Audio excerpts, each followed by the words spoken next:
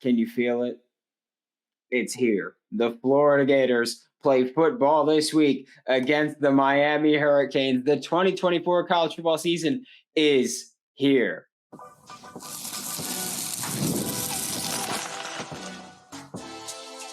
You are Locked On Gators, your daily podcast on the Florida Gators.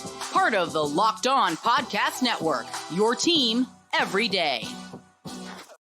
Hello and welcome back to another college football season, another episode of Locked On Gators, part of the Locked On Podcast Network, your team every day. Thanks for making Locked On Gators your first listen of the day. We are available daily and free reviews in the podcast and on YouTube. Happy Monday. I am Brandon Olsen. Find me on Twitter at WNS_Brandon. Miami fans, you already know how to find me. You've been finding me for quite some time now. Ultimate College Football Head Coach is a brand new mobile game that is completely free, has no ads, and 100% playable offline. Use the promo code LOCKEDONCFB, all caps, inside the game store to receive a free boost to your program. Begin your coaching legacy today. Before we get started on today's show, I do need to inform you something. We have a big announcement here on Locked On Gators. This Saturday, August 31st, the Florida Gators take on the Miami Hurricanes at 3:30 p.m. At about 10 a.m., though, you can go to Rights Union and you can catch a live episode of Locked On Gators with Locked On Canes crossover in person. So more details, we'll get you more details throughout the week. But yeah, 10-ish a.m., Rights Union, Locked On Gators, Locked On Canes, Brandon Olsen, Alex Dono. We'll be there together. It's going to be fun. We'll see if we can get people involved. Let's get weird with it, but I'm very excited. And thank you to Eddie Rojas and Ryan and everybody else that played a part in setting this up. Greatly appreciate you and looking forward to that live show. And today we're going to talk about the Florida Gators versus Miami Hurricanes matchup right now. And I do mean the matchup. I don't mean the position versus position. We will talk about position versus position later this week. But just talking about the actual matchup between the Florida Gators and the Miami Hurricanes. Florida's offense versus Miami defense is how we're going to start. And look, Florida's offense probably going to have their hands full. Florida's offense last year was not great. And by was not great, I mean was not good, but there is quite a bit of replacement going on, movement, we'll say, going on with the offensive line compared to last year. Miami's defensive line, a lot of productive players that were productive at their previous spot all coming in to play their first game together.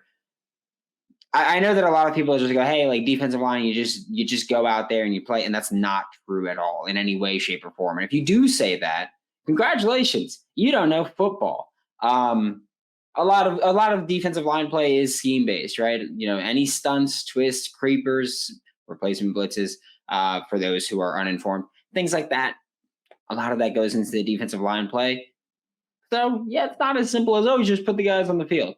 I will say that last year, Miami defensively ran a lot of cover one. I expect them to kind of do the same this year. It's a tendency that I don't know. I don't see it changing. Do you? I don't see Lance Guidry changing his defensive scheme out of nowhere. He's here last year. Makes no sense to change that. So I'm expecting to see more cover one from the Miami Hurricanes defense this year, which Florida has, or Billy Napier will say, has pretty historically found success against man-heavy defenses. And don't get me, like Miami's still going to call cover 3 quarters. They're still going to call all those. It's just last year their most called coverage was cover 1. Little more than a third of their defensive calls in coverage were cover 1.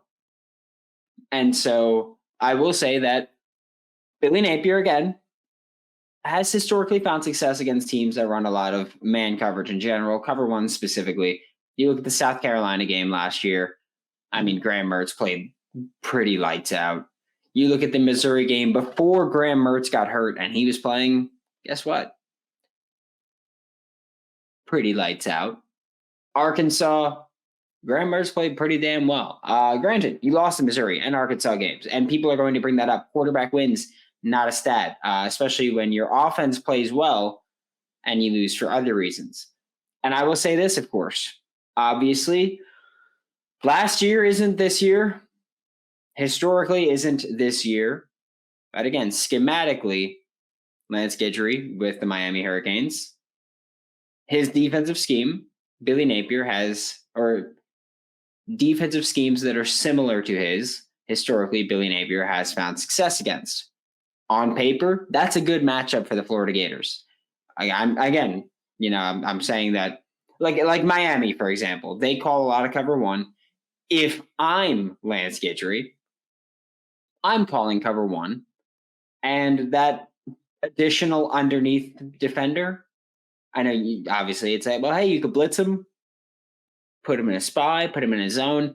You don't need to put him in a spy because Graham Mertz is your starting quarterback for the Florida Gators. He's not exactly a rushing threat. I keep him in an underneath zone. If I'm Miami, I'm keeping the let's say Francisco Mauigoa in an underneath zone there instead of blitzing him, because again, those are your options. Blitz him, keep him in man. I'm keeping him in an underneath zone, or blitz him or keep him in coverage. I'm keeping him in an underneath zone. If you think your pass rush is so good, if you're Miami and you think your pass rush, you think your defensive line is so good, then why rush a fifth guy?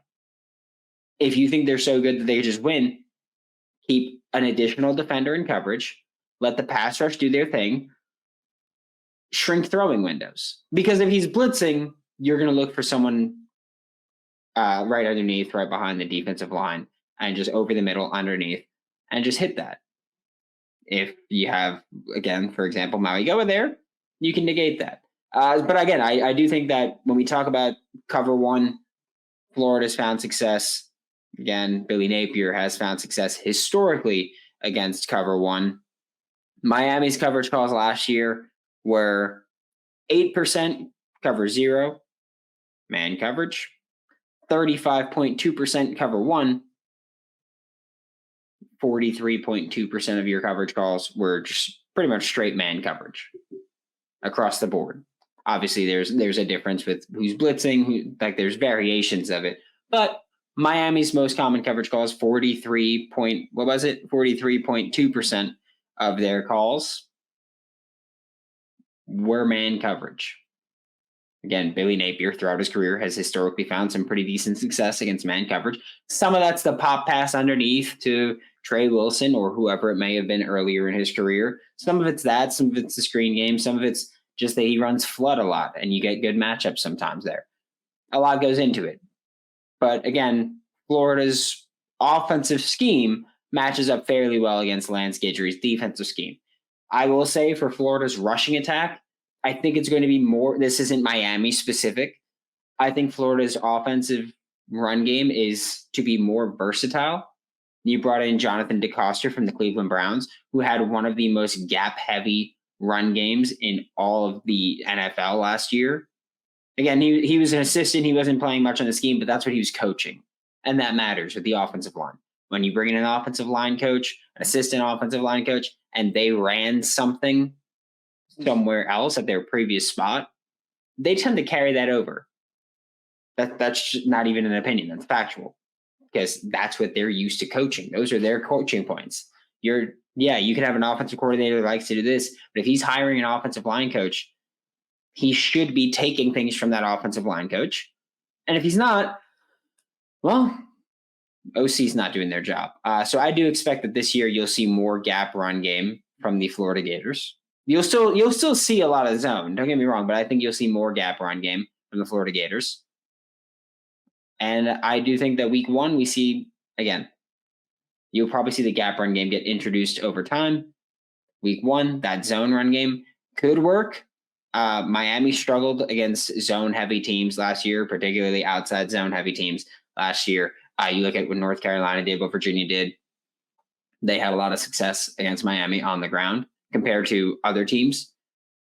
But again, I feel like right now it's a mostly new defensive line for Miami versus a 40 to 60% change on the offensive line for the Florida Gators. Things can get a little bit wonky here, especially schematically. You can kind of throw some of it out the window because you go, hey, it's week one. Someone's probably going to screw up, or someone's more likely to screw up in week one than if this game's in week 8, for example. Like I've talked about so frequently, how I would feel probably worse about this game. Again, preseason, I would feel worse about this game if it was week 8 than week 1. But luckily, it's week 1 there. But I think Florida, again, passing game schematically matches up pretty well. Run game, if you stick with the zone more, if you stick with a zone-heavy run game, then you match up well against what Miami had last year, but that's a big difference, of course. But again, I think there's going to be some scheme changes to the run game for the Florida Gators. We will look at the Miami offense versus the Florida Gators defense next on Locked On Gators.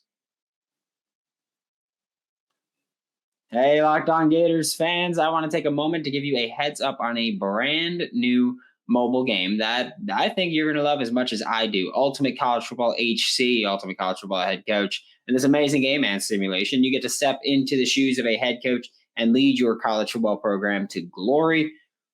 My team's running the option, letting you know. Option offense, man blitz defense. That's what we're doing. We're going to get gritty and ugly here, and we're going to win doing that, right? And so you're responsible for calling offensive plays, by the way. You can do that. You could choose to just call key offensive plays. You could call all offensive plays. You don't have to call any offensive plays.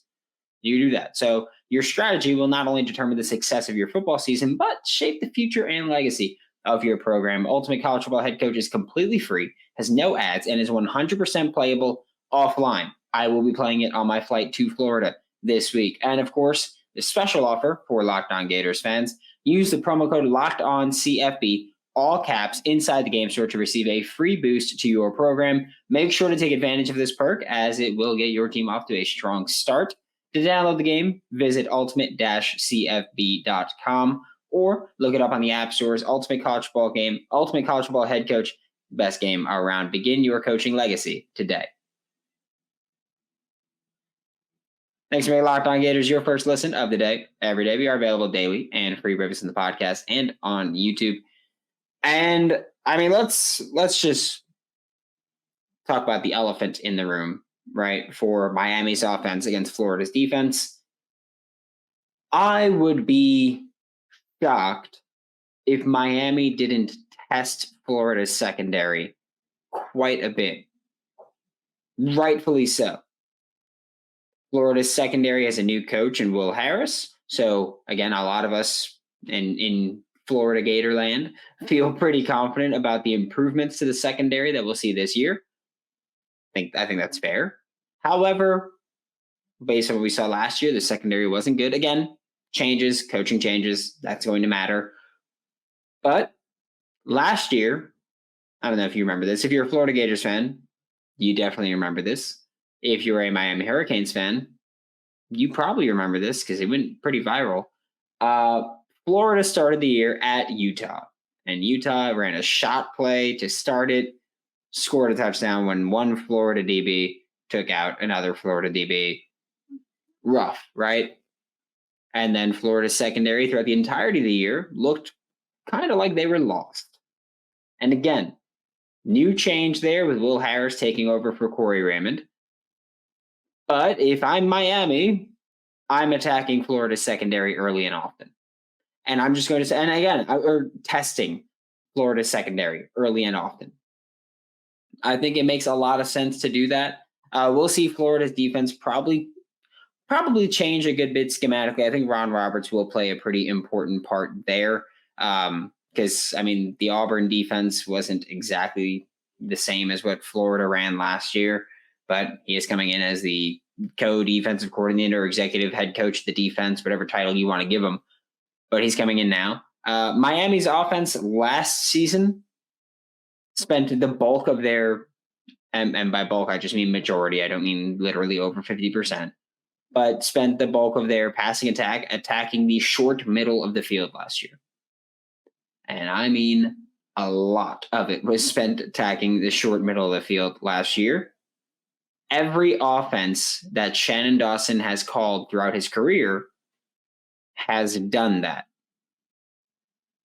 I don't expect that to change. He's had NFL quarterbacks before, NFL draft pick quarterbacks before, and they still did that offensively. Cam Ward did that offensively a lot last year. I expect that to continue. That's pretty common with air raid systems. Okay? Like that. So that's pretty common with air raid systems. We saw Miami do a lot of it last year. We saw Cam Ward do a lot of it last year. We saw Shannon Dawson's offense do a lot of it in 2022 with Houston, 2021 with Houston.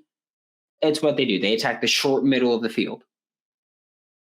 Even the intermediate middle of the field, okay? You could say that too. It cannot be overstated enough how important Florida's linebacker play will be in this game. Okay? And I understand linebacker is the least valued position defensively in modern football. Whether or not it should be is not up for debate. It just is. Maybe nose tackle, less valuable, but even then, I don't fully buy that. But it cannot be overstated how important Florida's linebacker play will be in this game. They'll be asked to do a lot. You'll probably see every linebacker that touches the field for Florida will probably play snaps in coverage. If they play more than 5 snaps, you'll probably see them with a snap in zone coverage, a snap in man coverage, and a snap blitzing. You'll probably see all those. But also, or if they play 5 passing downs, I guess. Underneath coverage, vitally important. Florida is more zone heavy, so they tend to have guys sitting there with their eyes in the backfield, getting ready to make a play there. So underneath coverage will be vitally important. Again, this is an offense that spent a lot of time last year attacking the middle of the field. I expect more of the same because there's nothing that's ever indicated that we shouldn't expect more of the same from Shannon Dawson or from Cam Ward. So coverage underneath, vitally important, but also in the run game. Miami's offensive line. I understand that we spent a lot of time this offseason, if you've been in the Twitter spaces that I've been in, or if you've been here, spent a lot of time talking about transfer portal additions and how things change. I still think Miami's offensive line is still going to be really good. That hasn't changed for me at all. I'm more confident in Florida's defensive line this year than I was last year. Gerald Chapman is on board from Tulane. Strength and conditioning program is no longer a joke at the University of Florida. However, I've still got to see it before I'm fully bought in.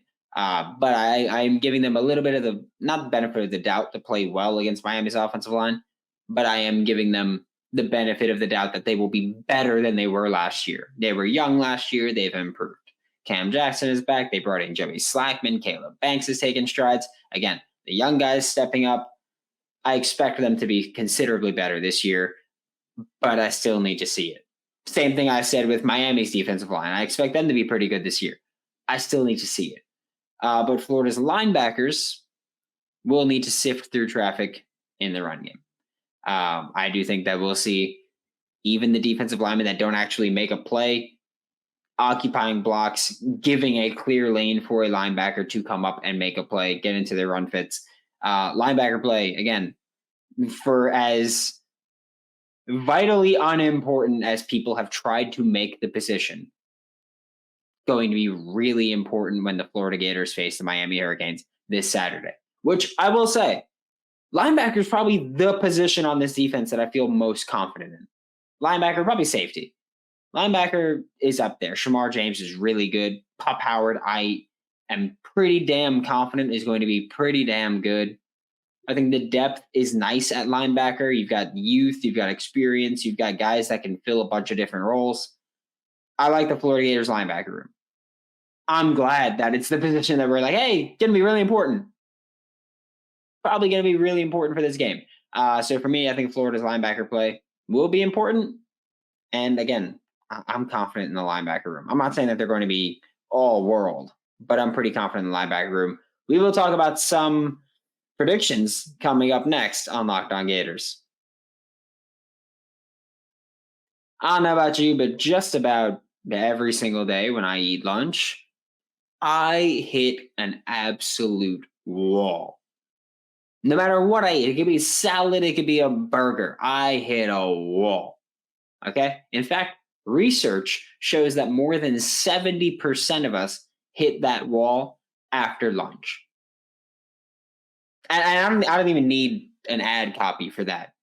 I can tell you, everybody I speak to, they go, yeah, I hit that. Like if I eat lunch that day, I hit a wall that day. Happens. Let a 5-hour energy shot help you leap over that wall instead of crashing into it. Or if you're a real one like me, just run through that mother. I almost said it. I knew that I wouldn't say it, and I almost still said it. With zero sugar, which is vitally important for me, I'm a carb guy. With zero sugar and a convenient portable size, it's the perfect pick-me-up for getting stuff done. The 5-Hour Energy website has a ton of flavors, including watermelon, tropical burst. My favorite is grape, berry, and there's more for flavor for everyone. Try them all. On the site, you even have the option to build your own 12-pack or 24-pack. So you choose the flavors, and it's delivered right to your door. If you go to 5-Hour Energy, that is the number 5hourenergy.com, and get some 5-Hour Energy product today, you can use our promo code LOCKEDONCFB to receive 20% off your order. This offer is only valid until September 30th on one order and cannot be used with other promotions. Code is not good on subscription orders. Go to 5hourenergy.com today.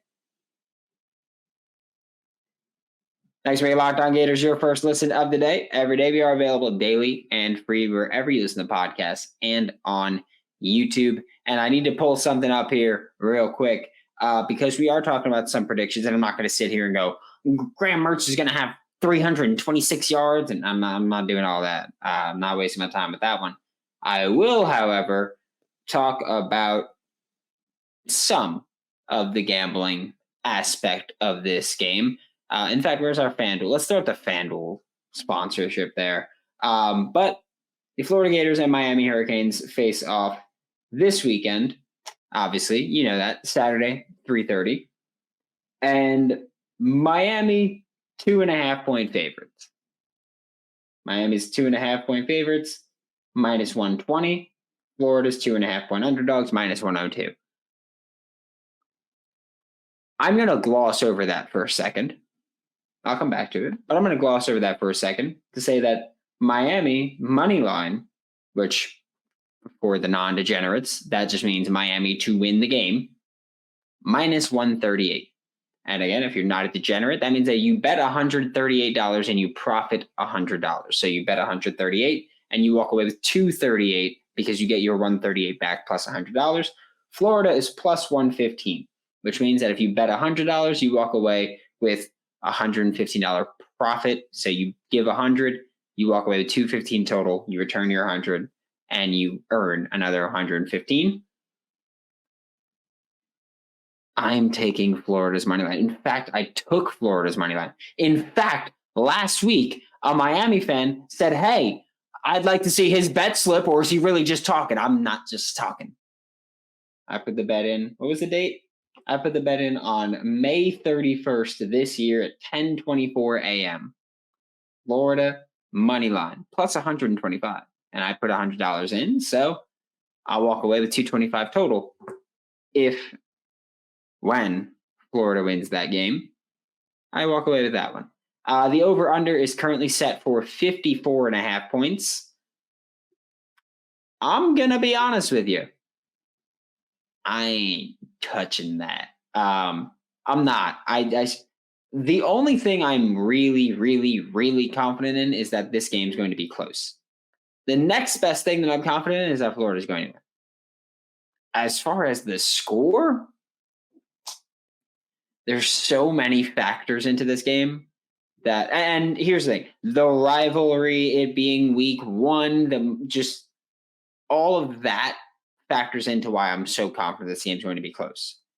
But two teams with new secondaries, basically, like new starters, I guess, in the secondaries. And now Florida's returning more starters in their secondary because they've got 2 starters returning, 2 full-time starters returning, and then they've got key contributors stepping into starting roles. One team has a new quarterback. One is returning. I think that the team with the returning quarterback automatically earns the advantage, regardless of what you think about talent. Regardless of what you think about talent, I think the team with the quarterback that's been here takes that. And if you bring up, well, Cam Moore beat Graham Mertz last time, like, shut your damn mouth, you moron. Just shut the hell up. Quarterback wins. Come on. Each offensive line has new pieces throughout. Miami's got a whole new interior. Florida has 2 new guards and a tackle, maybe 2 new guards, depending on how you classify it, moving a starting tackle to starting guard, if he gets the starting guards. There's a lot, right? There's a lot that goes into it. The new secondaries could point out, hey, this game's going to be a shootout. It's their first time playing together in meaningful snaps. This game's going to get crazy there. And it could. Both offensive lines having a bunch of new pieces coming in, or new, again, as starters, that could make it ugly up front for both sides. Again, I know that a lot of people are going, well, it's Mario Cristobal, Alex Mirabal. This offense is going to be good. This offensive line is going to be good. Probably, but we don't know that. And if you sit here and you go, well, I know it. No, you don't, dummy. That's not what "no" means. It's not what that word means. Just so you know. You can strongly feel it, but I feel like there's too many factors going into the over-under. I feel like with Florida being the home team, rivalry game, Billy Napier back against the wall. Florida hasn't lost a home opener in 32 years or something crazy like that. It's just really tough for me. Like, even I'm not super confident in Florida being a great team this year. But week 1 in the swamp is just really tough for me to pick anybody but Florida. It is. So Florida money line is the thing I'm taking, the thing I took, not touching the over-under. I think I'd lean under. I think it's more likely to be messy up front than it is to be explosive on the back end. So I think I'd lean under, but I'm still not touching it. But man, game week, going to be a hell of a week. I'm ready to talk some trash. Thanks for making Locked On Gators your first listen of the day. Every day we are available daily and free reviews in the podcast and on YouTube. We'll be back tomorrow. Talk more Florida Gators football for Locked On Gators. I am Brandon Olsen. Don't forget to follow me on Twitter at WNS_Brandon. Find all my written work with Giants, Country, and NFL 33. And I will see you all, next time. It's game week, baby.